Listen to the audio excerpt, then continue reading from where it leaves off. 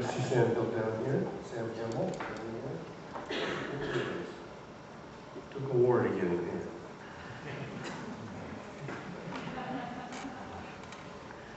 This has been a wonderful evening. Speaking of bumper stickers, this is one I saw in New York City about 4 years ago. Israelites out of Canaan. Dan Bellows' wonderful sonnet sequence, especially the last two sonnets in the sequence, which really ended it well. Made me think of that. I've got a little point about that later. A note to those in charge, about those in charge.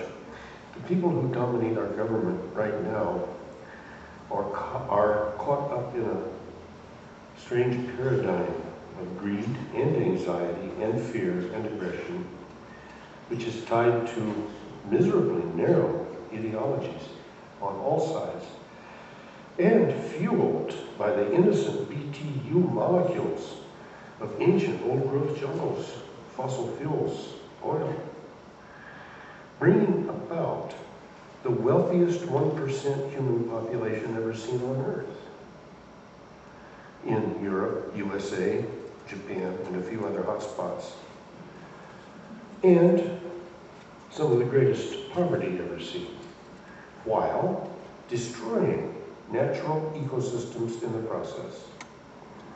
These people in power are certainly making it hard for themselves, and they will be very embarrassed later when they realize how foolish they've been.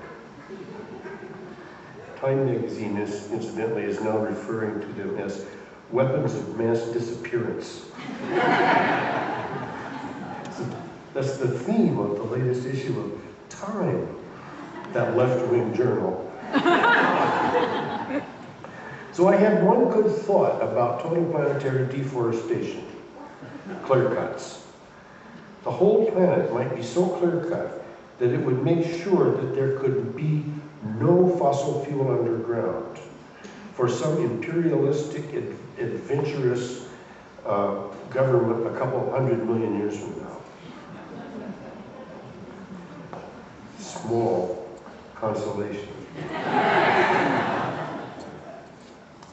I'm going to read some older poems and then some newer poems that touch on the world we have been trying to create, and the world that is being destroyed. I have barely written anything since 9/11 that touches either on that or not much since the Iraq War, because I have wanted to really think this through. And there were plenty of other prose writers and poets who were writing various manifestos right away, some of which were really quite excellent, like some of the works of Wendell Berry. And so I felt, I'm just going to think about this and see if I can figure out anything at all. So I have maybe 2 4-line poems so far, and a prose poem. But where I came into this from goes back to 1972. When I wrote this poem, I'm going to read to you now, called Mother Earth, Her Whales. And I wrote it at the Stockholm Conference, UN Conference on the Environment in 1972 in Stockholm, Sweden, after attending a series of so-called high-level meetings on whales. Mother Earth, her whales. Because the war is a war against Earth on the largest scale, and it's a war against the imagination. An owl winks in the shadows. A lizard lifts on tiptoe, breathing hard. Young male sparrow stretches up his neck, big head watching. The grasses are working in the sun. Turn it green, turn it sweet, that we may eat, grow our meat. While Brazil says, we reserve sovereign use of our natural resources. 30,000 kinds of unknown plants.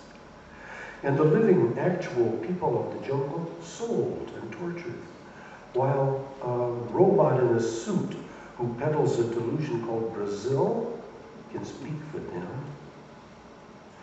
The whales turn and glisten, plunge, and sound, and rise again, hanging over subtly darkening deeps, flowing like breathing plants in the sparkling whorls of living light.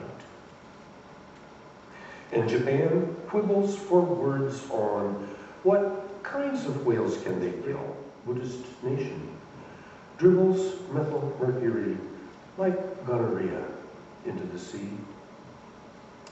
Père David's deer, the Elafure, lived in the tule marshes of the Yellow River 2,000 years ago. They lost their home to rice. And the forests of Luoyang were logged, and all the silt and sand flowed down and gone by 1200 AD.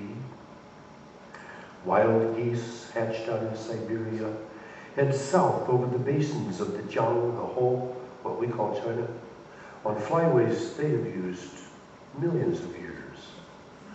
China, where are the tigers, the wild boars, the monkeys? Like the snows of yesteryear, gone in a mist, a flash, and the dry, hard ground is parking space for 50,000 trucks. Is man most precious of all things? Then let us love him and his brothers and sisters, all these fading living beings. North America, Turtle Island, taken by invaders who wage war around the world. May ants, may abalone, otters, wolves, and elk rise and pull away their giving from these robot nations. Solidarity, the people, standing tree people, flying bird people, swimming sea people, four-legged, two-legged people. How could the heavy, power-hungry politics, scientist, government, two-world, capitalist, imperialist, third world, communist, paper-shuffling, male, non-farmer, jet-set bureaucrats speak for the green of the leaf, speak for the soil? Ah, Margaret Mead, do you sometimes dream of Samoa? The robots argue how to parcel out our Mother Earth to last a little longer, like vultures flapping, belching near a dying doe. In yonder field a slain knight lies, down a down, hey down, hey down. In yonder field a slain knight lies, with a down. In yonder field a slain knight lies, we'll fly to him and eat his eyes, with a down, derry, derry, derry, down, down. An owl winks and jets on tiptoe, breathing hard. The wheels turn and glisten, plunge and sound and rise again, flowing like breathing plants in the sparkling whirls of living light.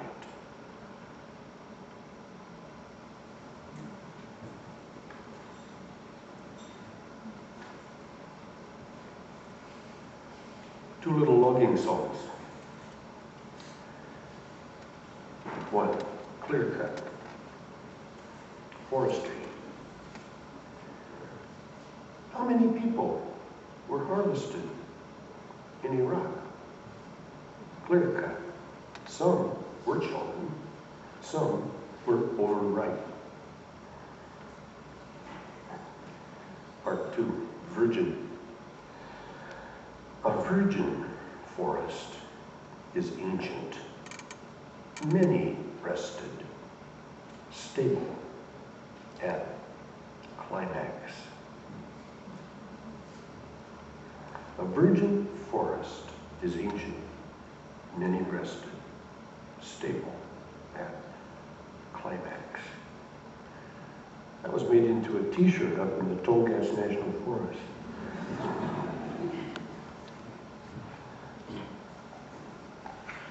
And one more out of our history here in Nevada County over the last 30 years. This is called building. Excuse me. We started our house midway through the Cultural Revolution, the Vietnamese War, Cambodia in our ears, tear gas in Berkeley, boys in overalls with frightened eyes, long matted hair ran from the police.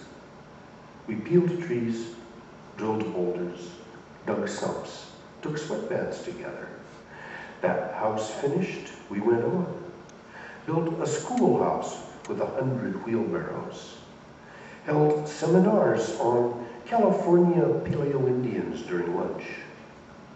We braised the Zhou Dynasty form of the character Mu on the blacksmith brackets of the ceiling of the lodge, buried a 5-pronged vajra between the school buildings while praying and offering tobacco. Those buildings were destroyed by fire, a pale copy rebuilt by insurance. 10 years later, we gathered at the edge of a meadow. The Cultural Revolution is over. The industry calls the shots in the people's forests. And single mothers go back to college to become lawyers. Blowing the conch, shaking the staff rings, we opened work on a hall. 40 people, women carpenters, child labor, pounding nails, screw down the corten roofing, and shape the beams with a planer. The building is done in 3 weeks. We fill it with flowers and friends and open it up. And now, in the year of the Persian Gulf, of lies and crimes in government held up as virtue, this dance with matter goes on. Our buildings are solid, to live, to teach, to sit, to know for sure the sound of a bell. This is history. This is outside of history. Buildings are built in the moment. They are constantly wet from the pool that renews all things, naked and gleaming. The moon moves through her 28 nights. Wet years and dry years pass.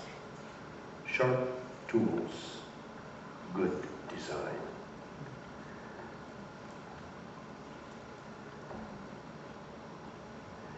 And now some recent things.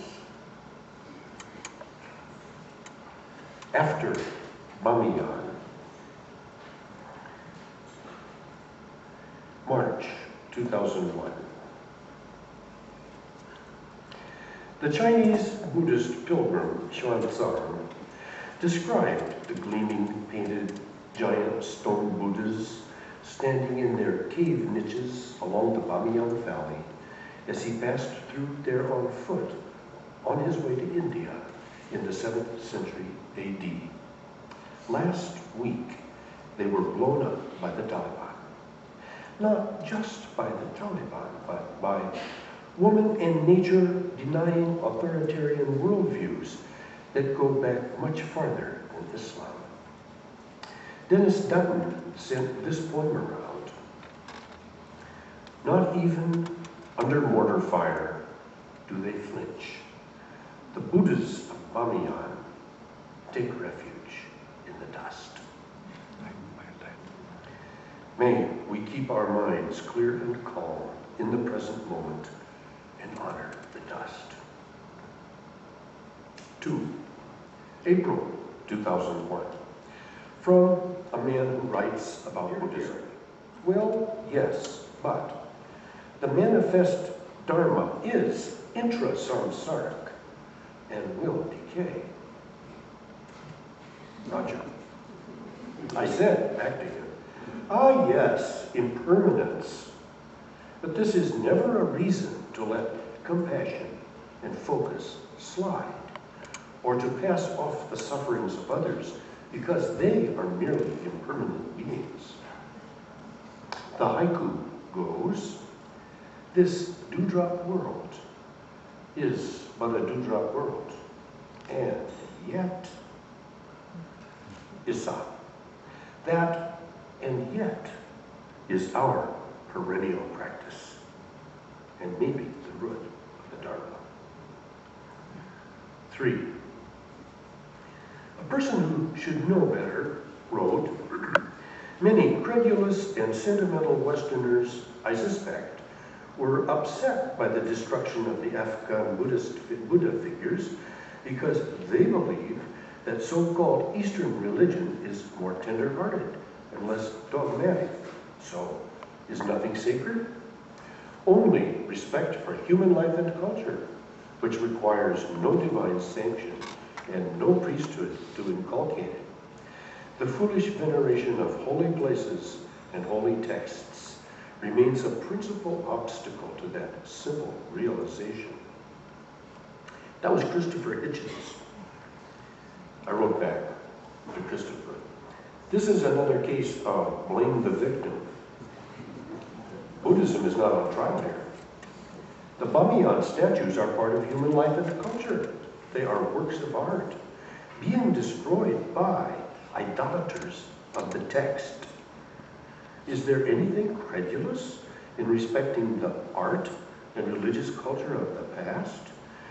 Counting on the tender-heartedness of most Buddhists, you can feel safe in trashing the Bamiyan figures as though the Taliban wasn't doing a good enough job. I doubt you would have the nerve to call for launching a little missile at the Kaaba." That's the holy block of stone in the center of Mecca. "There are people who would put a hit on you for that, and you know it." 4. September 2001. The men and women who died at the World Trade Center, together with the Buddhists of Bamiyan, take refuge in the dust. Loose on earth, a tiny spark, or the slow-moving glow on the fuse, creeping toward where energy ergs held close in petrol, saltpeter, mine gas, buzzing, glowing minerals in the ground are waiting, held tight in a few words, in a glance, in a dark mood, in an old shade. Humanity, said Jeffers, is like a quick explosion on the planet. We're loose on Earth. A million years, our weird blast spreading. And after, the rubble. Millennia to weather, soften, fragment, sprout, and green again.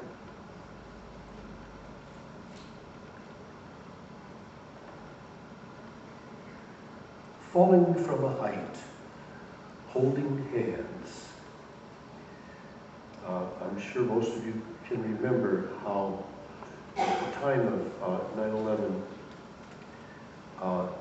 as the buildings were burning and exploding, people were falling out and leaping out, and there were several cases described and even photographed of people falling holding their hands and then leaping together.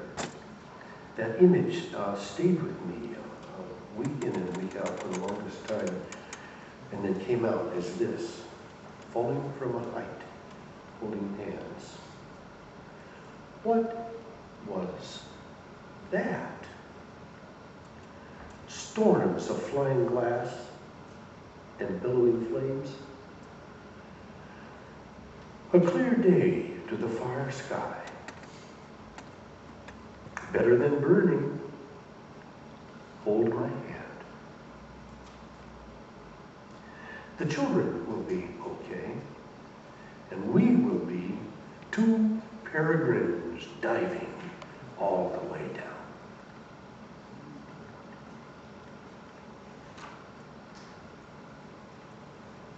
Now here is a local terse verse, which has not been in the Union. It's called Rights. Property rights is a passion that goes with a toe across their line, and they might wish you dead. To have a gun for others is all that they desire. Freedom of speech, religion, conscience do not inspire.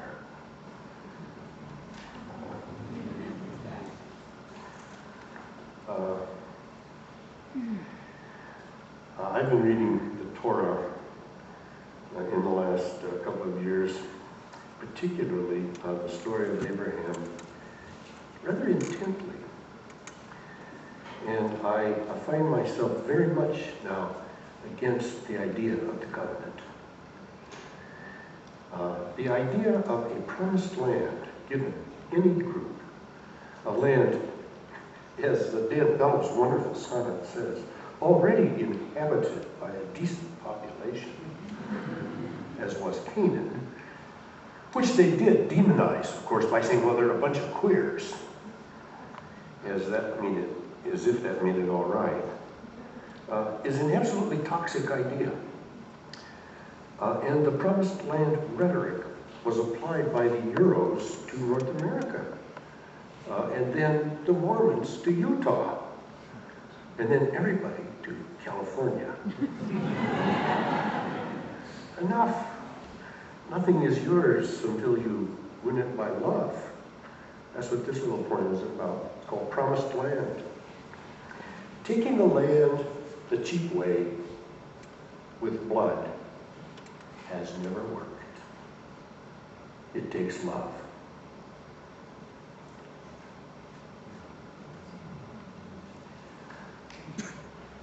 Well, one more little tiny point. 40 years of cheerful counterculture politics, maybe, is what this is about. But actually, it's about brush pile burning at the winter solstice, 2002, just this last December. So it's called Not Gone Yet. How many times have I thrown you back on the fire? How many times have I thrown you back on the fire? It takes patience, folks. Thank you.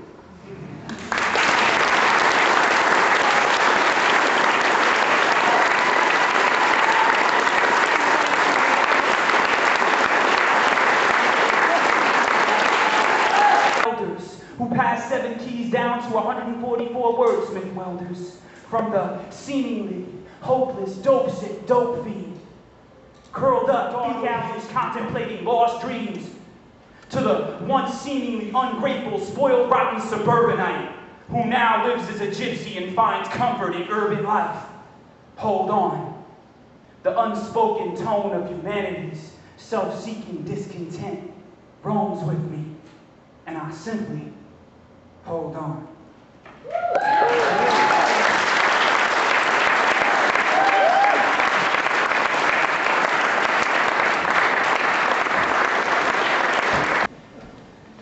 Well, that was a force of nature named Adama.